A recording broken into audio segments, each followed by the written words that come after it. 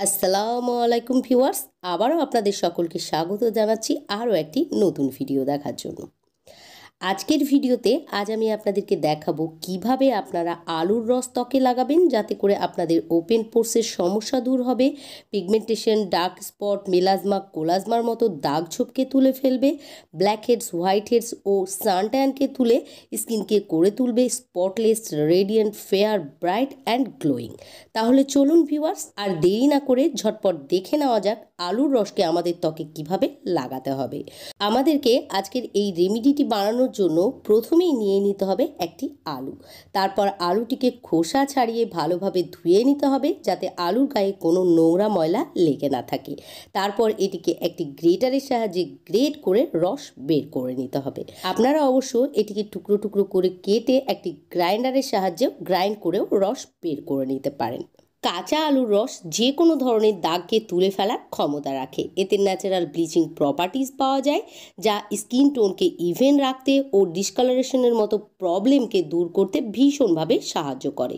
দ্বিতীয়ত, আলুর রসে অ্যান্টি এজিং প্রপার্টিজ পাওয়া যায় যা আমাদের ত্বক থেকে রিঙ্কেল ও ফাইন লাইনকে দূর করে ত্বককে টান টান করতে সাহায্য করে। সেই সঙ্গে আমাদের চোখের নিচ কালো হয়ে গেলে সেটিকে তুলে ফেলতেও সাহায্য করে।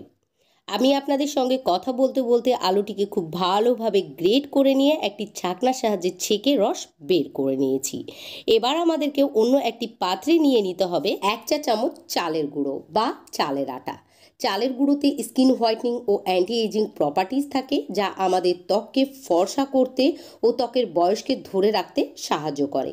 চালের গুঁড়োতে চালের যে ছোট ছোট কণা থাকে তা খুব ভালো এক্সফোলিয়েটারের কাজ করে, ফলে চালের গুঁড়ো ত্বকে লাগালে ত্বকে লেগে থাকা ডেড সেলের লেয়ার, জেদি, নোংরা ময়লা, ব্ল্যাক হেডস, হোয়াইট হেডস খুব সহজেই তুলে ফেলে। এবার আমাদেরকে এর মধ্যে দিতে হবে 1 চা চামচ টমেটোর রস। তবে আপনাদের কাছে টমেটোর রস না থাকলে এর পরিবর্তে লেবুর রস যদি শ্যুট করে তাহলে সেটিও দিয়ে দিতে পারেন। টমেটোর রসে প্রচুর পরিমাণে ভিটামিন সি পাওয়া যায় যা আমাদের ত্বককে হেলদি ও গ্লোয়িং রাখতে ভীষণভাবে সাহায্য করে।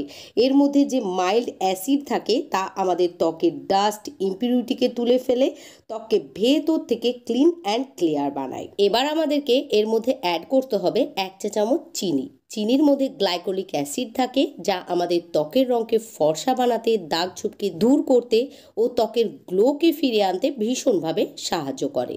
তবে আপনারা এখানে চিনির পরিবর্তে মধুও অ্যাড করতে পারেন। এবার আমাদেরকে নিয়ে নিতে হবে অ্যালোভেরা জেল।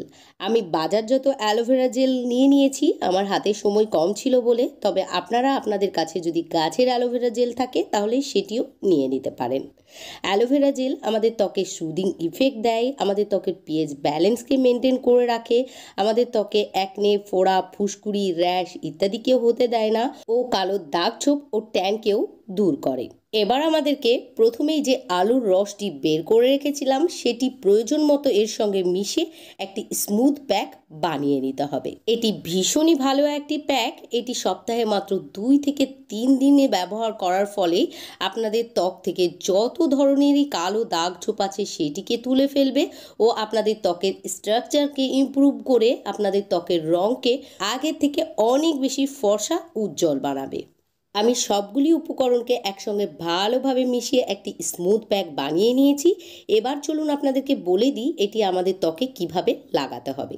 এটিকে অবশ্যই আমাদেরকে পরিষ্কার ত্বকে লাগাতে হবে। প্রথমেই আপনারা কোনো ফেস ওয়াশ বা ক্লিনজারের সাহায্যে ত্বককে খুব ভালোভাবে পরিষ্কার করে নেবেন, কেননা ত্বক যদি অপরিষ্কার থাকে তাহলে কোনো রেমেডি 100% কাজ করে না। তাই প্রথমে ত্বককে ভালোভাবে পরিষ্কার করে নেবেন। তারপর এটিকে আঙ্গুলের ডগার সাহায্যে বা একটি মেকআপ ব্রাশের সাহায্যে মুখের ত্বকে ও গলায় খুব ভালোভাবে লাগিয়ে নিতে হবে। আর লাগিয়ে নেওয়ার পর এটিকে 20 থেকে 25 মিনিট ত্বকের মধ্যে রেখে দেবেন অথবা শুকানো পর্যন্ত অপেক্ষা করবেন। তারপর নর্মাল পানি দিয়ে ত্বককে খুব ভালোভাবে ধুয়ে ফেলবেন। আর ধুয়ে ফেলার পর অবশ্যই যে কোনো ময়শ্চারাইজার ক্রিম বা লোশন মুখে লাগিয়ে নেবেন। আশা করি আজকের ভিডিওটি আপনাদের সকলেরই খুব ভালো লেগেছে। যদি ভিডিওটিকে ভালো লাগে প্লিজ লাইক ও শেয়ার করে দিয়ে আমার পাশে থাকবেন। আজকের মতো এখানেই বিদায় নিচ্ছি। আবারও ফিরে আসবো এইরকমই নতুন কোনো ভিডিওর সঙ্গে। ততক্ষণের জন্য ভালো থাকবেন, সুস্থ থাকবেন। খোদা হাফেজ।